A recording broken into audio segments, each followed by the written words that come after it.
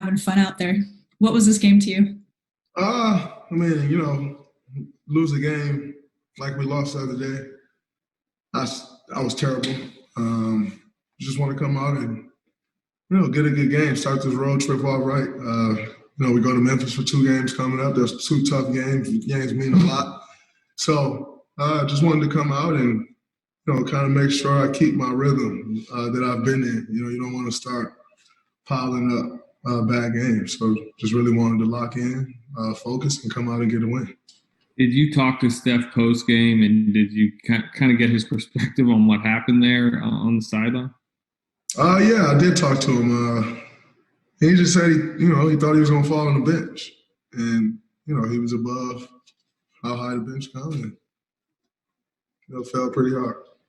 Seemed like he's in pain still. I mean, or did it just seem like nothing too much?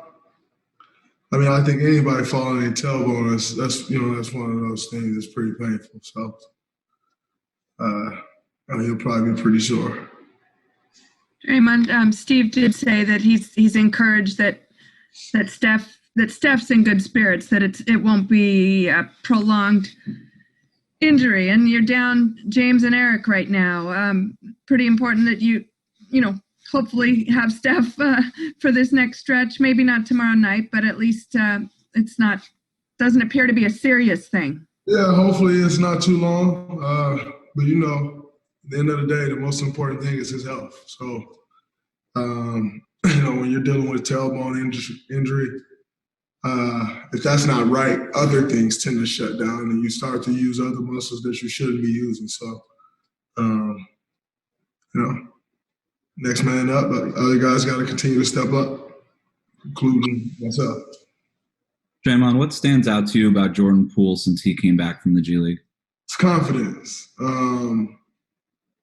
Solid confidence. He's shooting the ball with a lot of confidence. He's making quick decisions, and he seems to have just overall better, and better positioning on defense. And I talked to Chris Weems a few times when he was down there, and it kind of started off like, I'm kind of trying to get him to do the things that Steve want to see him do. And that's all the other things. It's not scoring the basketball. And then I talked to Williams a few days later, and he's like, a little better. And then you talk to him a few days later, he's like, man, you'd be really proud of Jordan. He's doing all the right things. He's taking the coaching well and really learning. And it's showing, since he's been back up and been inserted into the rotation. It's really showing. And, as I've said before, I don't know many people that work harder than Jordan.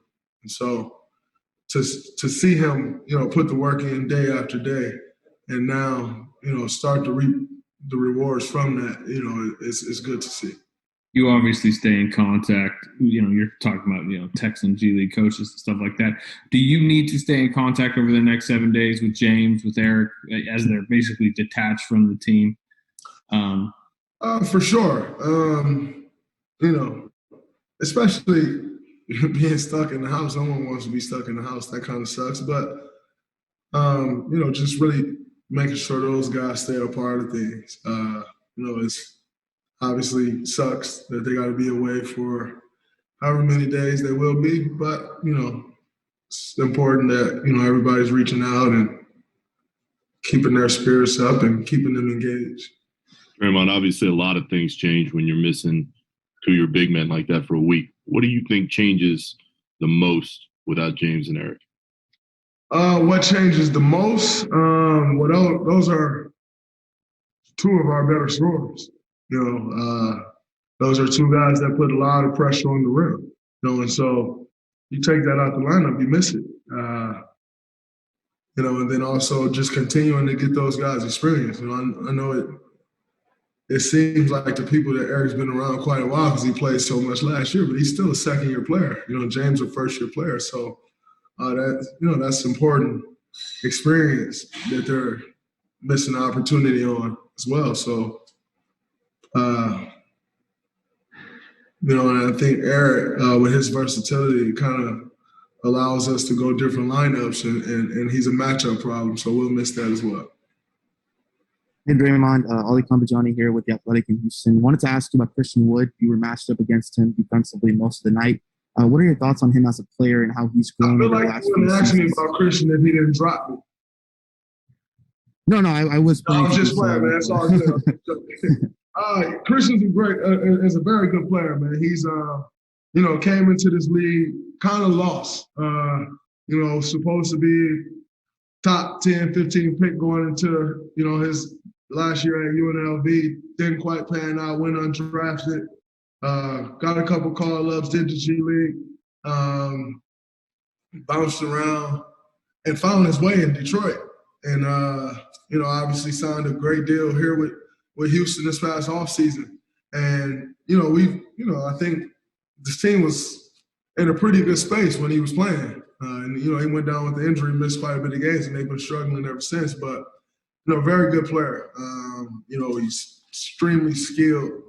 And, with his length and athleticism and the skill that he has, it makes him a tough matchup. Very good player. And, I love to see guys kind of go through things and come out on the other side on top. So I'm very happy to see where he is in his career. I remember actually going to his pre-draft workout in Golden State when we were still in Oakland. And, to see where he is today, that doesn't happen without putting the work in. So, like I said, just about Jordan. Always extremely happy to see young guys put the work in and reap the benefits. And, he'll continue to be a good player in this league for a long time. Thank you. Draymond, Mark Haynes, Clutch Points. Take you back to when you came out of college in your rookie year. Looking back at your career, did you turn into the player that you imagined you would be in the league? I think for me, I always had confidence that I could be who I am, but you just never quite know how it's going to happen. Never quite know how it's going to turn out. But I became an all-star, and I wanted to do that. I became a defensive player of the year. I wanted to do that, and most importantly, I became a champion, and that's always the number one goal. So, in saying all of that, I guess so. But there's still plenty work to be done. And I'll keep taking on these challenges and trying to be the best me that I can be.